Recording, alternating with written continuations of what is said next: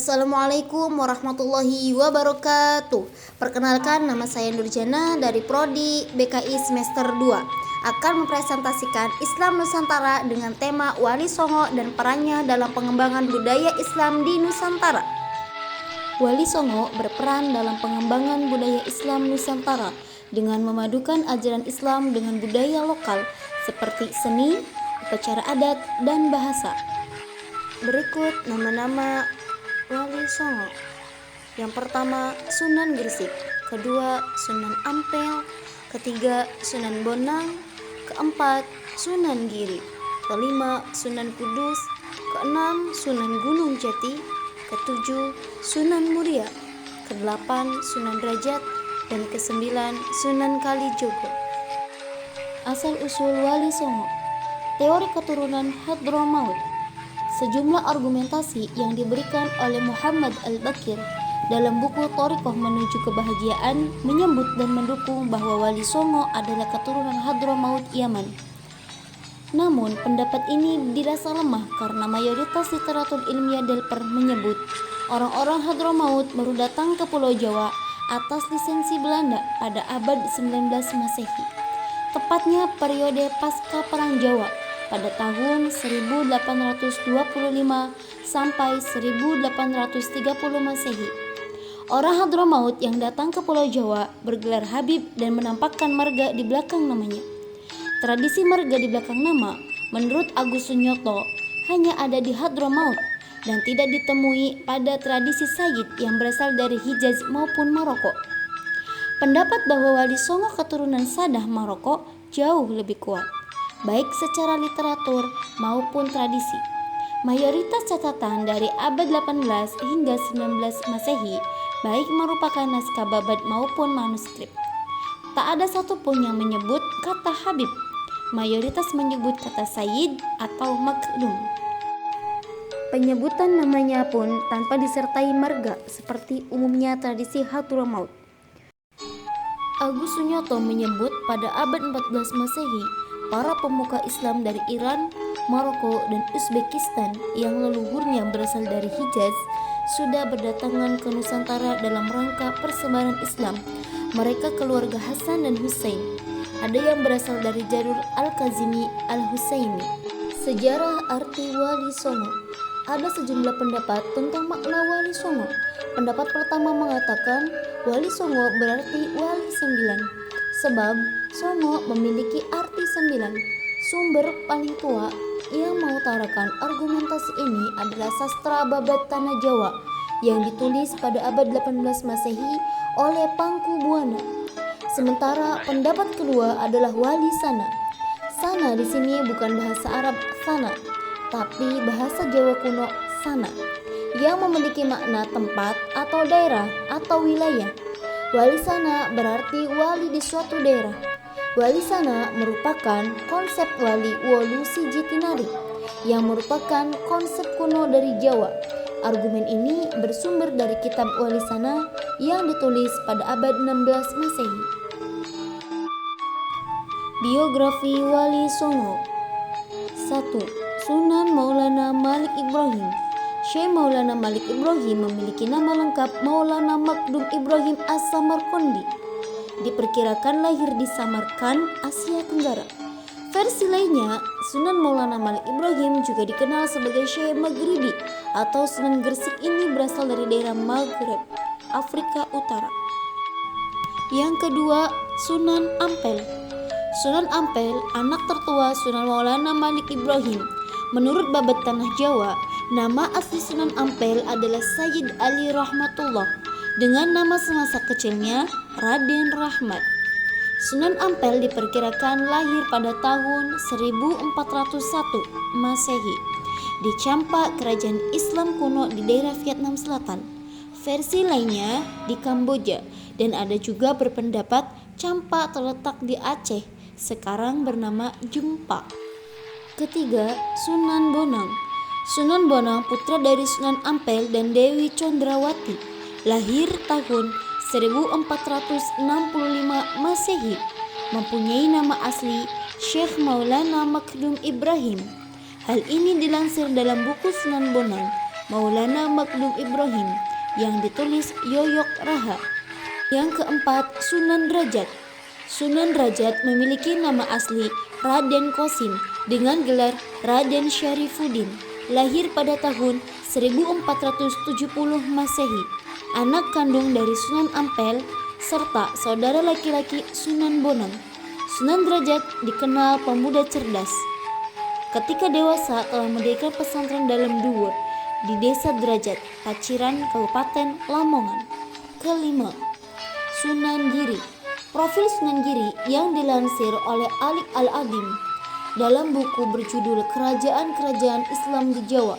Sunan Giri lahir pada tahun 1442 Masehi di Blambangan, Jawa Timur. Sunan Giri putra Syekh Maulana Ishak atau saudara kandung Sunan Gresik. Dengan begitu, Sunan Giri masih saudara sepupu dengan Sunan Ampel. Keenam, Sunan Kudus. Sunan Kudus putra dari Raden Utsman Haji dengan Syarifah.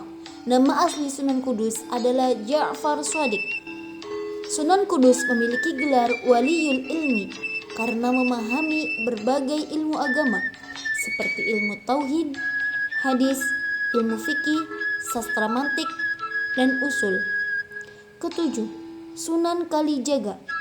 Nama asli Sunan Kalijaga adalah Raden Mas Said. Beliau lahir tahun 1450 Masehi, merupakan putra dari Ki Tumanggung Wilatikta dan Ibu Raden Mas Jumanten Ratna Dumilah Nawangrum. Kedelapan, Sunan Muria.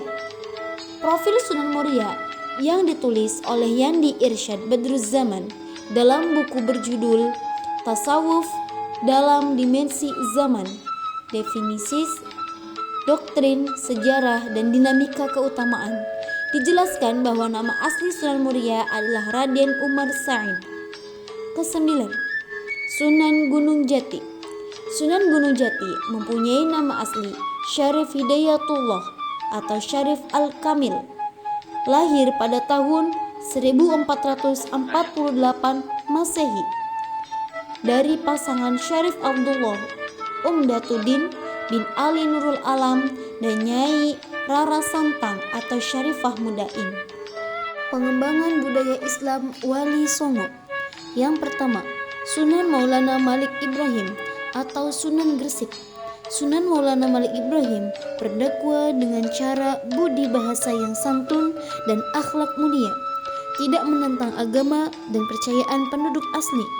Karena cara-cara baik inilah banyak masyarakat yang tertarik dan masuk Islam. Yang kedua, Sunan Ampel atau Raden Rahmat.